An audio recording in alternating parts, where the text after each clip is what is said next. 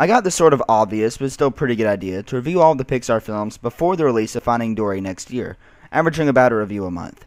But since Inside Out is getting a lot of positive buzz, I figured I'd just go ahead and review all the Pixar films before it comes out on June 16th.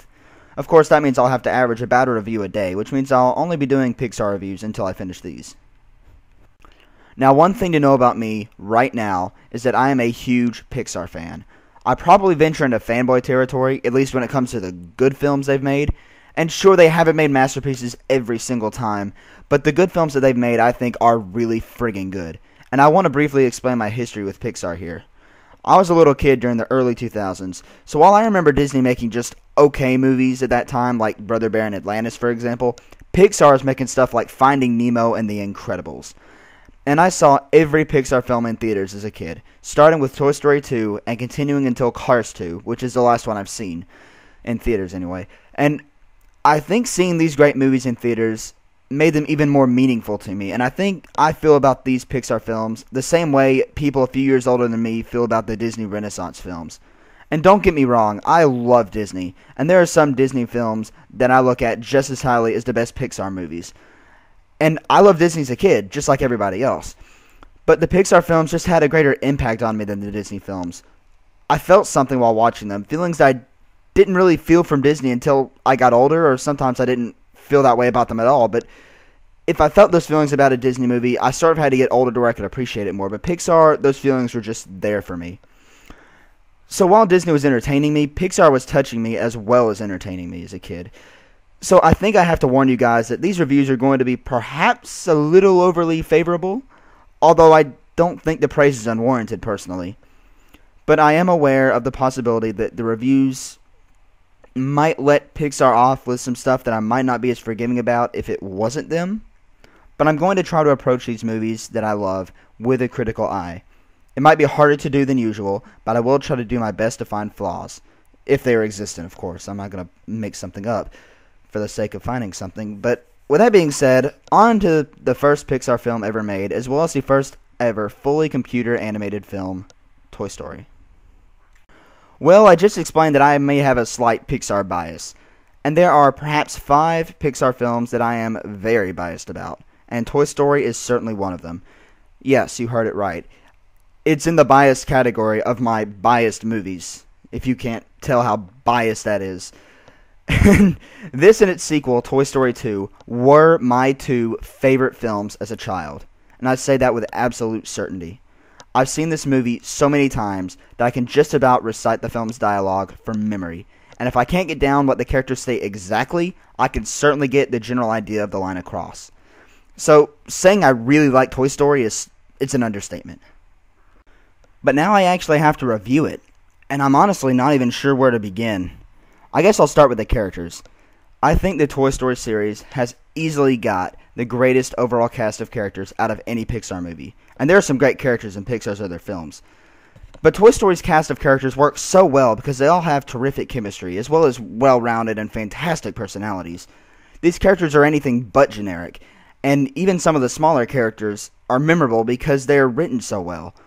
Woody is, without a doubt, my favorite Pixar character, and probably my favorite animated character of all time. And he easily could have been seen as unlikable. I mean, he spends most of the film bitching about being overshadowed by Buzz Lightyear. But his moaning and groaning, I think, actually makes him more realistic and more likable. I think he walks a very fine line between being realistic and likable, and being unlikable and really, really annoying. And thankfully he falls on the right side of that line. In fact, a lot of the characters in this film are like that. Mr. Potato Head and Ham are both sort of cynical, and Mr. Potato Head in particular makes an ass of himself on more than one occasion. But somehow, I can't really explain why, it all works very well. Then, of course, you have Slinky, who kisses Woody's ass, and Rex, who's a fraidy cat T-Rex. And then there's Buzz Lightyear, whose arrival sets the plot of the film in motion. Buzz is a toy with all kinds of gadgets, who becomes the new favorite of Andy, the toy's owner.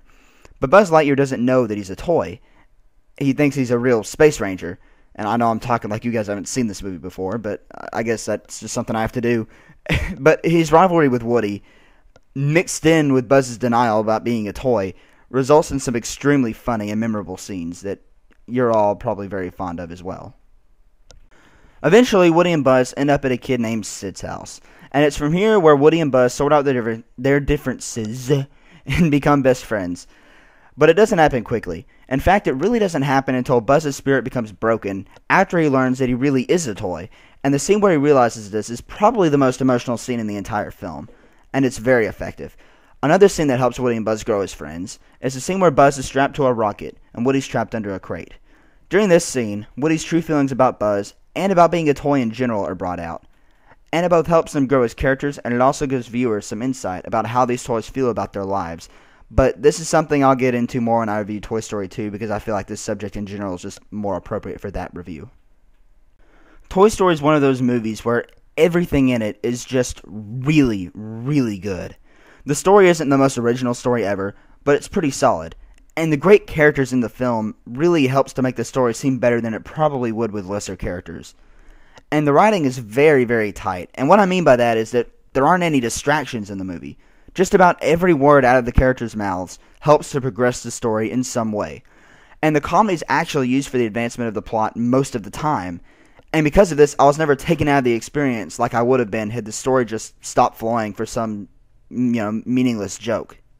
So that's why the comedy in this film I feel works so well, because it doesn't feel wasted.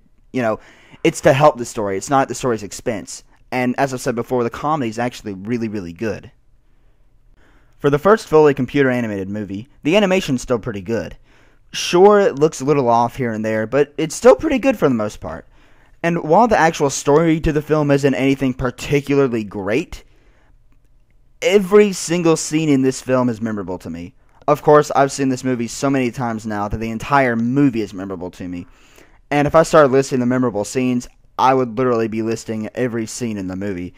But there are a few truly great and truly terrific classic scenes, such as the opening scene, the chase scene at the end, and the two scenes I mentioned earlier when Buzz realizes the truth and when Woody ends up opening up to Buzz.